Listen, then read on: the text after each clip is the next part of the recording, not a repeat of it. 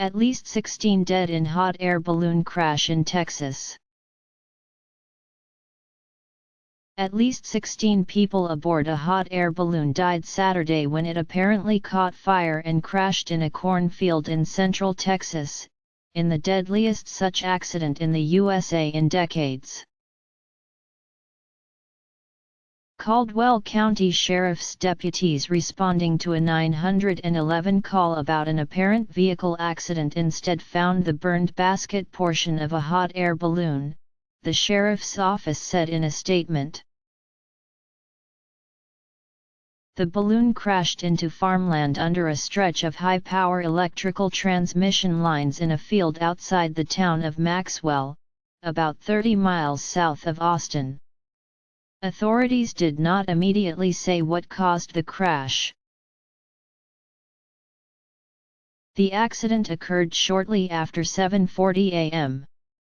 local time, Lynn Lunsford with the Federal Aviation Administration said in a statement. Investigators with the FAA and the National Transportation Safety Board were en route to the scene. The FBI office in San Antonio said Saturday afternoon that it would assist the NTSB in the investigation. Eric Grossoff of the NTSB said at a news conference Saturday that a significant investigation will be conducted. He would not provide an exact number of dead, only saying there were a number of fatalities and a significant loss of life. Earlier, the Texas Department of Public Safety confirmed 16 people were killed. The sheriff's office said at least 16 people were on board the balloon and it appeared there were no survivors. More federal officials will arrive to the scene Sunday, Grossoff added. Local officials will release the names of the pilots and passengers in Saturday's crash in Texas after notifying relatives. Texas Gov. Greg Abbott issued a statement to ask all of Texas to join us in praying for those lost.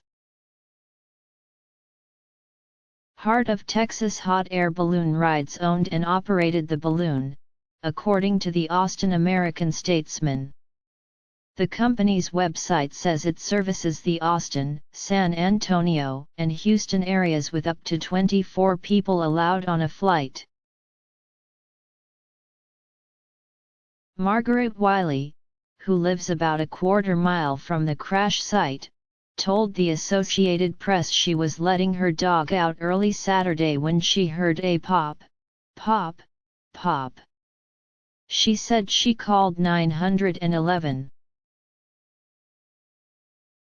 I looked around and it was like a fireball going up, she said, noting the fireball was located under large power lines. Fatal accidents like this are very rare, said Dean Carlton, president of the 2,100-member Balloon Federation of America. It's been a pretty tough day for our community, he said, adding hot air ballooning is safe, fun entertainment. Between 1964 and 2013, the NTSB investigated 760 hot air balloon accidents in the U.S., of which 67 were fatal.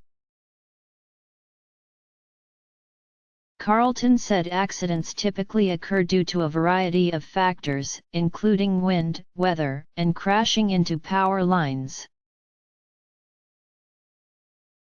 The FAA regulates hot air balloons, which use propane gas to heat the air that rises into the balloon and lifts it, as it regulates any other aircraft. Hot air balloon pilots must be certified and the balloons must have an airworthiness certificate. The FAA inspects the balloons used for commercial ventures after 100 hours of flight time or at least once a year.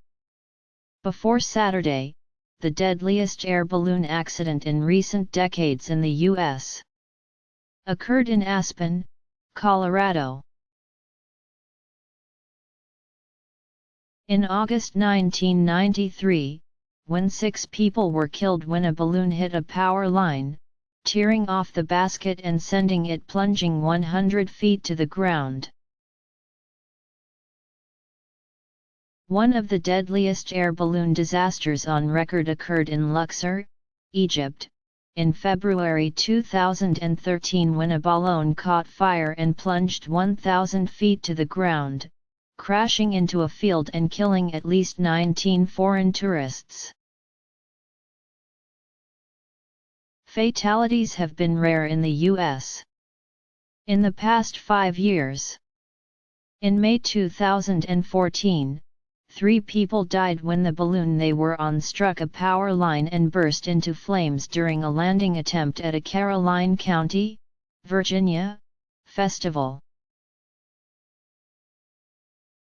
In March 2012, a balloon pilot died after his balloon was unable to climb over a fast-developing hailstorm and crashed into the woods in Fitzgerald, GA. The hot air balloon capital of the USA is Albuquerque, NM.